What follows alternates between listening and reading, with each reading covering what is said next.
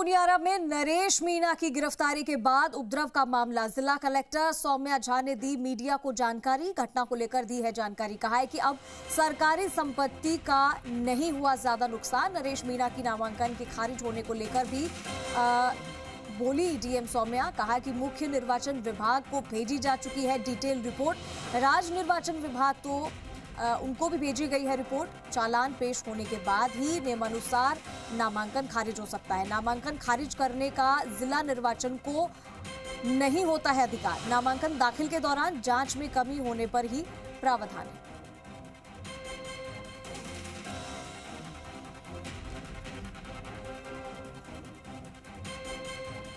तो उपद्रव का मामला और नरेश मीणा की गिरफ्तारी के बाद जो उपद्रव का मामला है उसको लेकर जिला कलेक्टर सौम्या झा ने मीडिया को जानकारी दी है कि घटना को लेकर ये भी कहा है कि अब सरकारी संपत्ति का ज्यादा नुकसान नहीं हुआ।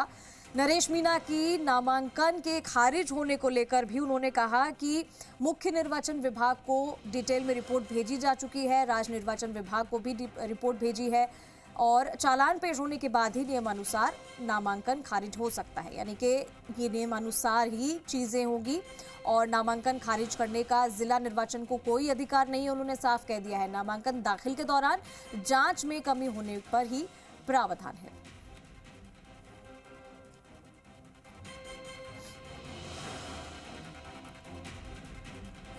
तो डीएम सौम्या ने कहा है कि मुख्य निर्वाचन विभाग को इसकी रिपोर्ट डिटेल में दी जा चुकी है।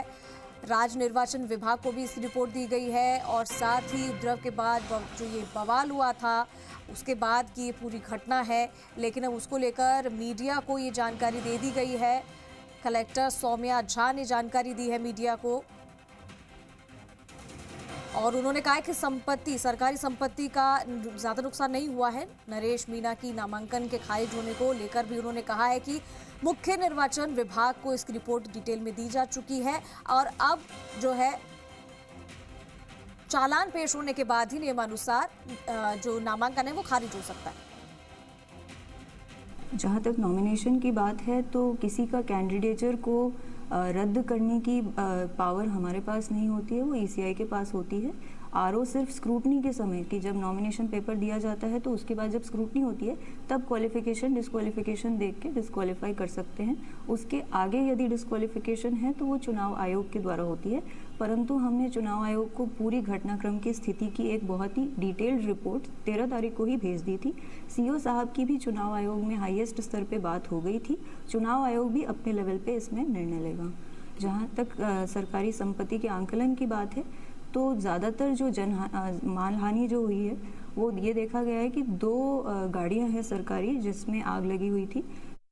चलिए, ज्यादा जानकारी के लिए हमारे साथ पुरुषोत्तम जोशी जुड़ गए, सीधा रुक करेंगे। पुरुषोत्तम, जिला कलेक्टर सौम्या झा ने जानकारी दी है कि जो भी अब एक्शन होगा वो तो होना ही है, लेकिन जो नामांकन खारिज करने वाली बात है उसको लेकर कहा है कि निर्वाचन विभाग को जो डिटेल में रिपोर्ट दे दी है उसके बाद में नियमानुसार ही चीजें होंगी।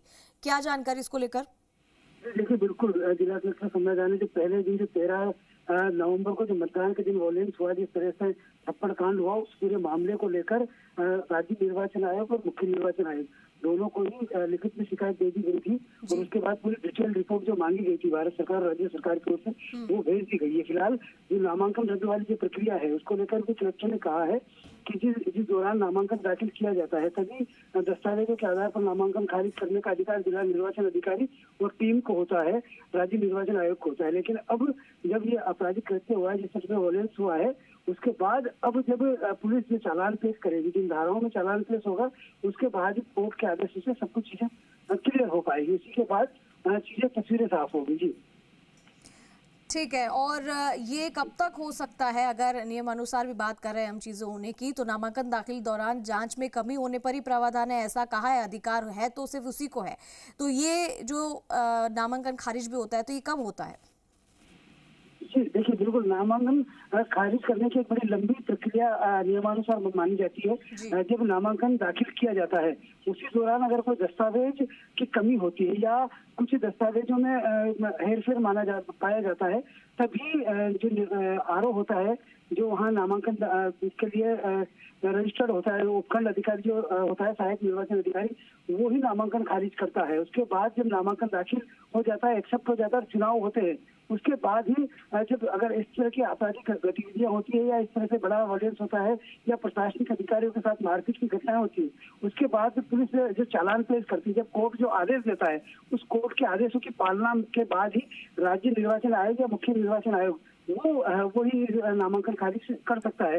फिलहाल संभावना ये जताई जा रही है कि जिस तरह से पूरे घटनाक्रम हुआ है, जो डिटेल रिपोर्ट्स जिला निर्वाचन अधिकारी की ओर से भेजी गई है और राज्य निर्वाचन आयोग की ओर से भेजी गई है, उसके बाद ये तय माना जा रहा है कि आज जब नरेश मीणा को कोर्ट में पेश किया जाएगा, उसके बाद में जब पुलिस जब पूछताछ करेगी और इंक्वायरी आगे बढ़ेगी, कोर्ट की कार्रवाई जब आगे बढ़ेगी और जब कोर्ट आदेश देगा, तो उसके बाद ये तय माना जा रहा है कि नरेश मीणा का नामांकन खारिज होने की पूरी संभावना है। लेकिन ये सब कोर्ट के आदेशों की लंबी प्रक्रिया है, उसका इंतजार अभी रहेगा।